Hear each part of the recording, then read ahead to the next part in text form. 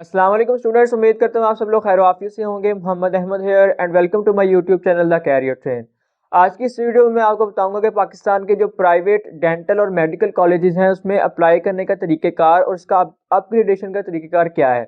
यानी कि अगर आपका लिस्ट में नेम आ जाता है तो आप अपनी जो सीट है वो महफूज नहीं करते, यानी फ़ीस जमा नहीं करवाते, तो क्या अगली लिस्टों में भी आपका नाम आएगा या नहीं आएगा, या फिर फ़ी रिफ़ंड की क्या पॉलिसी है अगर आपने पहले फ़ीस जमा करवा दी है, आगे किसी आपका किसी और मेडिकल कॉलेज में नेम आ गया और आप वहाँ स्विच करना चाहते हैं, तो उसका क्या तरीक़ेकार है। यानी जो अपग्रेडेशन का तरीक़ेकार है मेडिकल और डेंटल कॉलेजेस में, वो मुकम्मल तरीक़ेकार मैं आपके साथ डिस्कस करूँगा, और जो अप्लाई का इसका तरीक़ेकार है वो भी मैं आपको बताऊँगा।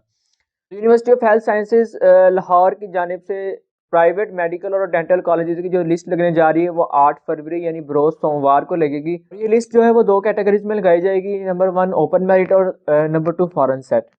अब ये लिस्ट जो 8 फरवरी को लगाई जाएगी, और इसमें अगर आपका 8 फरवरी में किसी भी कॉलेज में नाम आ जाने की सूरत में स्टूडेंट को खुद जाकर तहरीरी ज्वाइनिंग देनी होगी और फीस जमा करवानी होगी।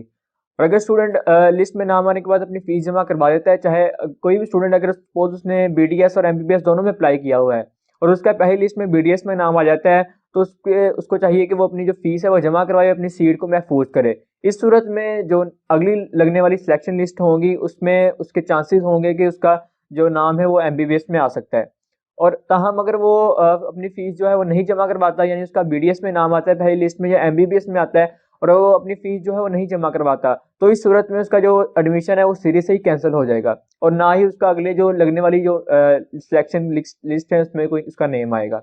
तो अगर आपका नाम आता है पहली लिस्ट में तो आप लाजमी अपनी जो फीस है जमा करवाएं, ताकि आपकी जो सीट है वो सिक्योर हो जाए और अगली लिस्ट में आप के जो नाम आने के चांसेस हैं वो बरकरार रहें, और आप अपने जो अगर आपका बीडीएस है तो आप एमबीबीएस की तरफ अपग्रेड कर सकें, या आपका आपके रेलिवेंट जो आपके जिस यूनिवर्सिटी में आप चाहते हैं उसमें नेम नहीं आया तो आप किसी और यूनिवर्सिटी में आप नेम लाना चाहते हैं तो आप उसमें स्विच कर सकें।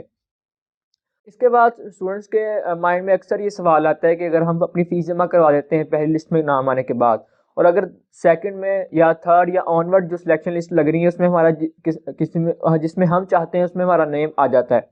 तो क्या जो हमारी फ़ीस है वो हमें मुकम्मल वापस हो जाएगी बगैर कटौती के। तो इस बात की जो यूएचएस है, university of health sciences Lahore, तो वो इस बात का यकीन दिलाती है स्टूडेंट को उसकी जो फ़ीस है वो 29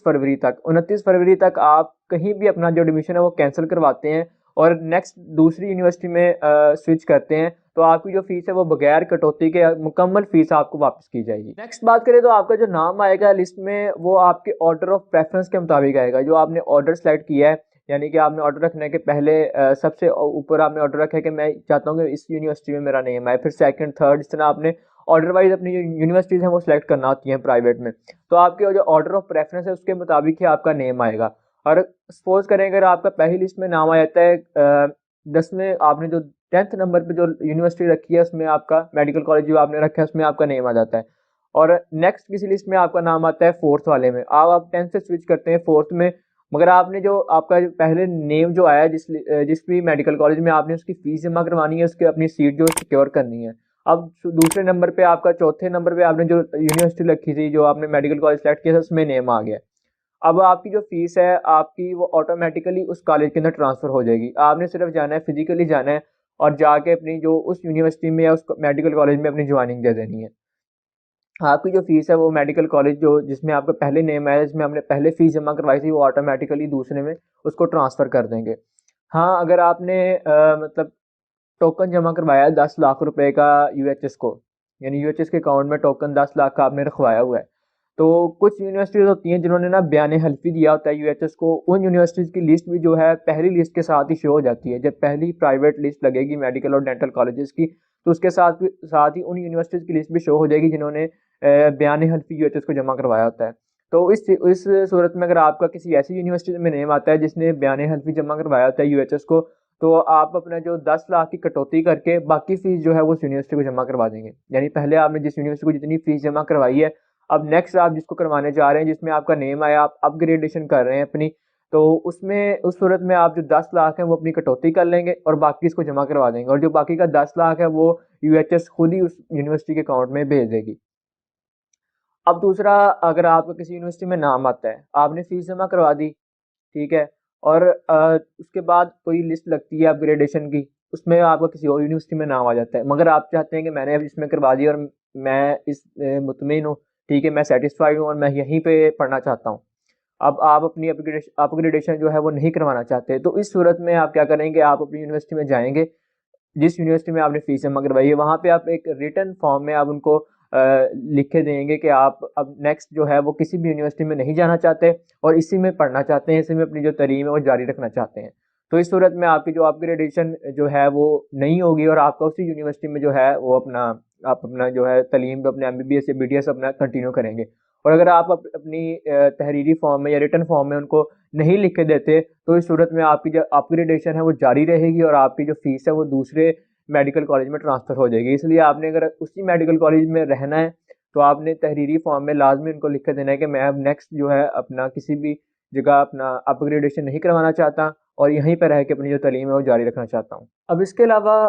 कोई भी जो स्टूडेंट है वो डाउन ग्रेडेशन नहीं करवा सकता। अब डाउन ग्रेडेशन क्या है? अपग्रेडेशन तो आपको मैंने समझा दिया। डाउन ग्रेडेशन ये होता है कि आपका यानी जो ऑर्डर ऑफ प्रेफरेंस है, उसमें आपने जो यूनिवर्सिटी सेलेक्ट की थी कि आपने इन यूनिवर्सिटीज़ में जाना है, इस यूनिवर्सिटीज़ में या इन मेडिकल कॉलेजेस में एडमिशन लेना है, उसके अलावा जो कोई ऐसा मेडिकल कॉलेज जो आपके ऑर्डर ऑफ प्रेफरेंस में शामिल नहीं है, आप उसमें जाना चाहते हो तो वो आप नहीं जा सकते। तो ये होता है डाउन ग्रेडेशन, यानी कोई भी उम्मीदवार जो या कोई भी स्टूडेंट जो है वो डाउन ग्रेडेशन जो है वो नहीं करवा सकता। तो ये मुकम्मल तरीक़ेकार था,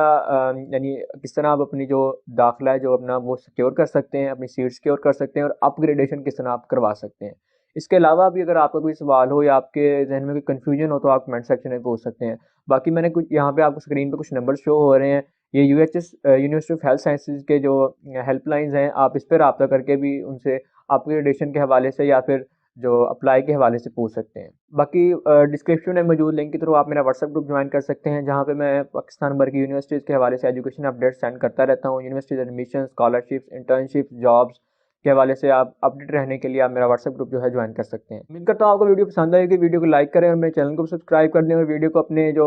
स्टूडेंट्स मेडिकल और डेंटल कॉलेज में प्राइवेट एडमिशन लेना चाहते हैं उनके साथ भी लाजमी शेयर करें ताकि वो भी इस तरीक़ेकार को जान सकें। अपना ख्याल रखें, दुआ में याद रखें। खुदा हाफिज़।